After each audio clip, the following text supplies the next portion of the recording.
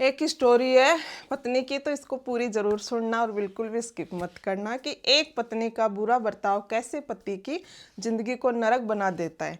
बहुत ही heart touching कहानी है, प्लीज पूरी जरूर सुनना और अच्छी लगे तो शेयर जरूर करना। कि जब रात को पति ऑफिस से घर लौटता है तो पत्नी दरवाजा खोलती है और बड़बड़ाती शुरू कर देती है। पति चुपचाप हाथ मुंह धोकर टेबल पर बैठता है और कहता है कि मुझे खाना दे दो। तो पत्नी जवाब देती है कि खुद उठकर खा लो, मुझे नींद आ रही है, मैं सोने जा रही हूँ।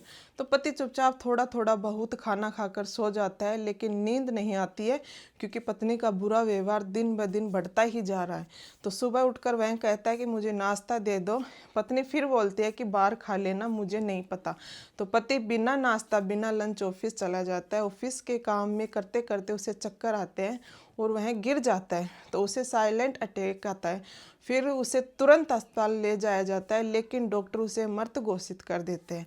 पत्नी को फ़ोन आता है कि वह भागते हुए अस्पताल पहुंचती है और देखती है कि सामने उसके पति की लाश पड़ी है। तो उसके पैरों तले ज़मीन खिसक जाती है और उसे अपनी हर गलती याद आने लगती है कि वह पति को हिलाकर रोते हुए कहती है कि एक बार उठो, एक बार उठ जाओ, अब मैं कभी कुछ नहीं कहूँगी, तो ना ही झगड़ूंगी और समय पर खाना भी दूंगी।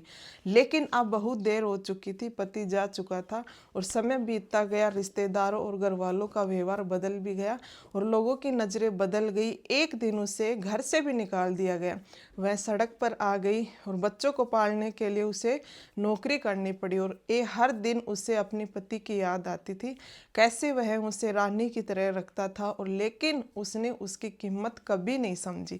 सच तो यही है कि जब तक पति होता है साथ होते हैं, और जब तक पति नहीं रहता है तो धीरे धीरे सब दूर हो जाते हैं। इसलिए समय रहते अपने रिश्ते की कदर करो, अपने जीवन साथी की अहमियत समझो, क्योंकि रानी से नौकरानी बनने में ज़्यादा समय नहीं लगता है आपको।